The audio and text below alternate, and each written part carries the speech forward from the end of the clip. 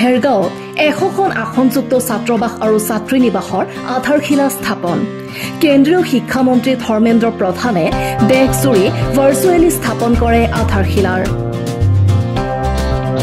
ৰাষ্ট্ৰীয় শিক্ষা নীতি 2020ৰ 5 বছৰ পূৰ্ণ হোৱাৰ উপলক্ষে জনজাতীয় গ্ৰাম্য উৎকৰ্ষ অভিযানৰ অধীনত আজি নতুন দিল্লীত কেন্দ্ৰীয় শিক্ষামন্ত্ৰী ধৰ্মেন্দ্ৰ প্ৰধানে দেশজুৰি 100খন বিচনাযুক্ত হোষ্টেলৰ ভাৰ্চুৱেল আধাৰশিলা স্থাপন কৰে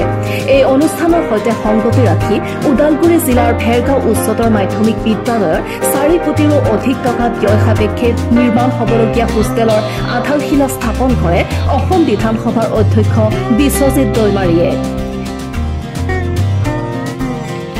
মানে আমাৰ বিকশিত ভাৰত আৰু নিউ এডুকেশ্যন পলিচি শিক্ষাৰ ক্ষেত্ৰত নতুন পলিচি গ্ৰহণ কৰিছে আৰু সেই নতুন পলিচি অনুযায়ী আজি ভাৰত চৰকাৰে আমাৰ 17টা মন্ত্ৰণালয়ক এটা দায়িত্ব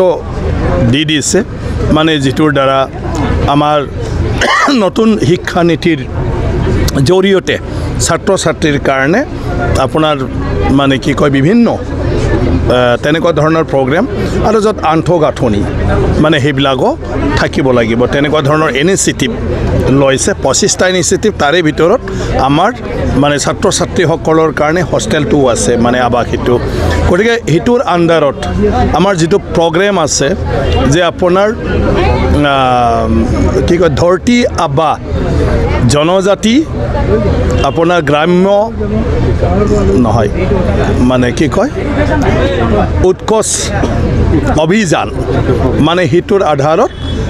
বিভিন্ন মানে জনজাতি এলেকাবিলাকত তাত জনজাতি ছাত্ৰ ছাত্ৰীসকলে যাতে ছাত্ৰাবাসত থাকি ফালে পঢ়িব পাৰে তাৰ 100জনীয়া ষ্টুডেণ্টছ থাকিব পৰাকৈ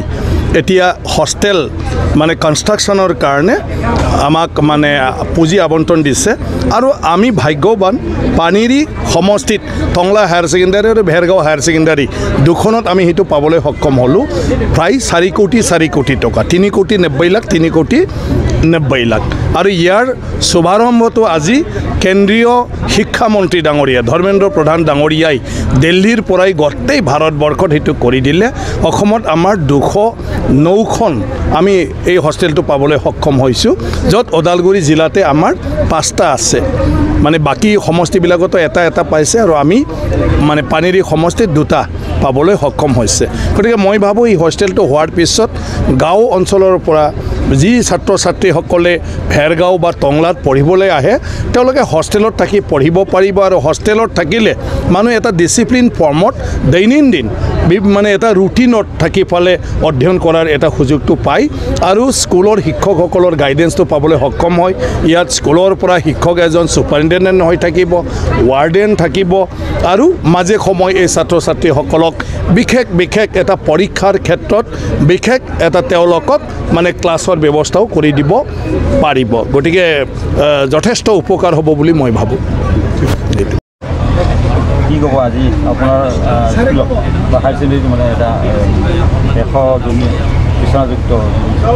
হোষ্টেল নিৰ্মাণ হোৱাৰ মানে আধাৰশিলা স্থাপন কেনেকুৱা অনুভৱ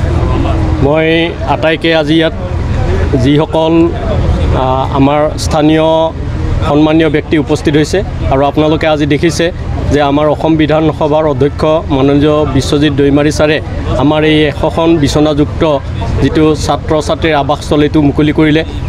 মই এই মুহূৰ্তত ভাবিছোঁ যে 1954 চনত প্ৰতিষ্ঠিত এই বিদ্যালয়খনে আৰু আপোনালোক আটাই জানে এই বিদ্যালয়খন অসম চৰকাৰৰ মৰমৰ সহযোগত 2022 চনত হাই ছেকেণ্ডেৰীলৈ উন্নীতকৰণ হৈছে যদিও হাই ছেকেণ্ডেৰীলৈ উন্নীতকৰণ হৈছে এই বিদ্যালয়খনত অভাৱ অভিযোগৰ সীমা সংখ্যা কিন্তু নাই আজি আমি অতিকৈ আনন্দিত হৈছোঁ যে আজিৰ পৰা 10 দিন আগতে এই বিদ্যালয়খনক অসম চৰকাৰ 8 কোটি টকাৰ এটা যি বিদ্যালয়লৈ উন্নীতকৰণ কৰিছে সেই আনন্দখিনি আমাৰ মাৰ নযাওঁতেই আজি পুনৰ এই বিদ্যালয়খনত 3 কোটি 90 লাখ টকাৰ এটা ছাত্ৰ ছাত্ৰীৰ আৱাসস্থল দিছে মই এই মুহূৰ্তত অনুভৱ কৰিছোঁ এই বিদ্যালয়খন একমাত্ৰ জনজাতীয় ছাত্ৰ ছাত্ৰীৰ অধ্যয়নৰ কাৰণে আৰু ইতিমধ্যে আমাৰ স্পিকাৰ ছাৰে ইয়াত উল্লেখ কৰিছে যে আমাৰ যিবিলাক গাঁৱলীয়া সমাজ এই গাঁৱলীয়া সমাজত আমাৰ যিটো পঢ়াৰ পৰিৱেশ এইটো বিশেষকৈ নাই এই গোটেইখিনি কথা সম্ভৱতঃ ভাৰত চৰকাৰ তথা অসম চৰকাৰে অনুভৱ কৰি আমাৰ ছাত্ৰ ছাত্ৰীসকলক পঢ়াৰ সা সুবিধা হোৱাকৈ যাতে ইয়াতে তেওঁলোকে আধুনিক যুগৰ যিটো নেকি বিদ্যাৰ মানদণ্ড ইয়াৰ লগত খাপ খোৱাকৈ এই বিদ্যালয়ত থাকি শিক্ষকৰ সহযোগত ইয়াত অধ্যয়ন কৰিব পাৰে তাৰ বাবে নিশ্চয় এইখিনি আমাক সুচল কৰি দিছে। এই জগতে আপোনালোক উপস্থিত থকাৰ কাৰণে মই ধন্যবাদ যাচিছোঁ আৰু চৰকাৰকো এই জগতে ধন্যবাদ জনাইছোঁ। অনাগত দিনত সম্ভৱতঃ এই বিদ্যালয়খনে আৰু উত্তৰণ ঘটিব তাৰে আশা কৰি মই সকলোকে আজি উপস্থিত থকা আটাইকে আমাৰ দল সংগঠন যিসকলক আমি আমন্ত্ৰণ জনাইছোঁ সকলোৱে উপস্থিত হৈছে আৰু সেইবাবে মই অতিকৈ আনন্দিত হৈছোঁ। আৰু ইয়াৰ লগতে মই ছাত্ৰ ছাত্ৰীসকলে সম্পূৰ্ণ সহযোগিতা আগবঢ়াইছে, আমাৰ শিক্ষকসকলে অক্লান্ত পৰিশ্ৰম কৰিছে। সম্ভৱ এই পৰিশ্ৰমৰ ফলতেই আজি আমি সফলতা লাভ কৰিবলৈ সক্ষম হৈছোঁ। এইখিনিয়ে মোৰ আজি অনুভৱ। খৈৰাবাৰীৰ পৰা Sudarshan Kalita report, news express Assam.